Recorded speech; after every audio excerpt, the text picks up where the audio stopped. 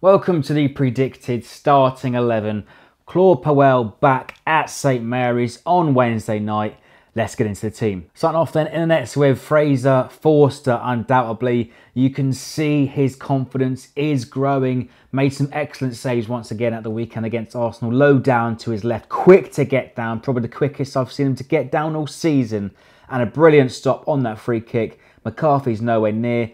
Maybe Forster's complacent, but he's sure increasing and improving his performances at the moment. Now at the weekend, Pellegrino went to a back three or a 4-4-2 with Stevens as a right back, but I think we're probably going to see quite a few changes on Wednesday night just to keep the team fresh. So in at right back. Now Pellegrino has said Cedric is back in the squad, but a late assessment will be given to him on Tuesday.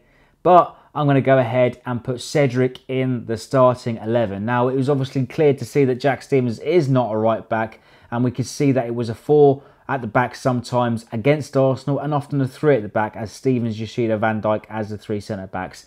Puel was at fault for positionally for that Bournemouth goal a couple of weekends ago now, but I think Cedric back in the first 11 on Wednesday night. Now into the centre-back pairing, then I'm going back to the 2 centre-backs. We saw 3 against Arsenal. First of all, let me start with Virgil van Dijk. You can see Virgil's attitude is slightly improving as time goes on. Whether or not he is auditioning for a move away in January remains to be seen. But I think Virgil, obviously our best centre-back at the football club. And alongside him then, I'm going with Wesley Hoot to return to the starting 11.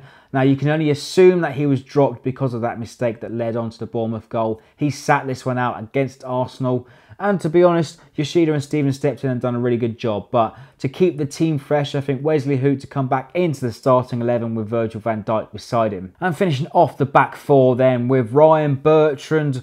One of the few for me that will retain his place. I think we're going to see more than 2 or 3 or 4 that will be rotated. Ryan Bertrand will be certainly one of those to keep his place in the starting 11. Now into central midfield, and let me start off with Oriol Romeu. Once again, good for a yellow card against Arsenal. It's only a matter of time until he gets his 10th yellow card of the season. He's currently on 6, but he puts himself about who'll be the one to break up those counter-attacks, kick some ankles, get really stuck in, prevent those breakaways for Leicester City, who will be dangerous on the counter. And alongside him then in the heart of midfield then, it's unfortunate for Pierre-Emile Højbjerg. I think he's playing his best football at the moment, but I think Mario Lemina will return to the starting 11. We didn't see him at all against Arsenal alongside our other 3 record signings in Hoot and Buffal. Lemina wants to get on that pitch. He was desperate to do so, but it'd be unfortunate for Højbjerg to be out of the squad against Leicester. Into the attacking midfield then, let me start on the left-hand side with Sofiane Buffal. I think Nathan Redmond was probably the poorest player on the pitch against Arsenal. Really couldn't do anything, couldn't pull anything off, couldn't take on anybody. Defenders read him like a book. He couldn't pull off any crosses. I think Redmond goes through cycles. He makes an impact in one substitution. He's back in the starting 11. And in that starting 11, he makes an absolute hash of it. So I think he'll start on the bench for this one. Sofiane Buffal. Pellegrino is going to persist with him in the starting 11. I think it'd be great to see him on the pitch once again against Leicester. And on to the other side of the pitch, and one of the few to retain his starting 11 position, Dusan Tadic. It's likely we'll see Tadic and Buffal swap during the game against Leicester, but Tadic is coming back to be an influence once again, setting up that wonderful goal for Charlie Austin to knock away in the early stages against Arsenal. Tadic's attitude has changed. We haven't seen him flinging his arms about. He'll be back in the starting 11. And into the number 10 position of finishing off the attacking midfield with Steven Davis. And I think he came on a bit too late, in my opinion, against Arsenal. We really need the midfielders to come on earlier to freshen that heart up against Arsenal. Steven Davis, I think he'll lead the team out. Yoshida led the team out against Arsenal. Davis will return to the 11. And finishing off the starting 11. Now this is very tricky because Charlie Austin scored 4 goals in 4 games, probably playing his best football in a Saints shirt, but he was absolutely blowing after an hour. He came off after about 85 minutes.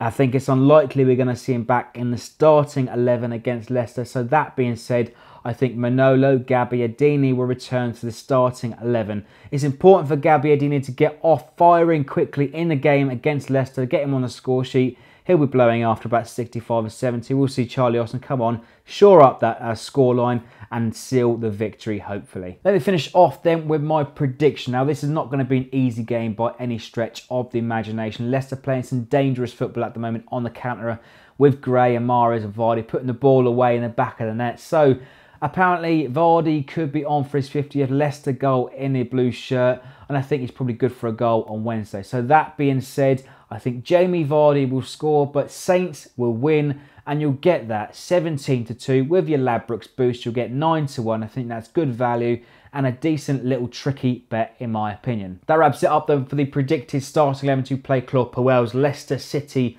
on Wednesday night, our second home game this week. Let us know what you think of the team in below. How many rotations do you think we'll see, if any at all? Let me know in below. Leave us your likes, your comments, and subscribe for more.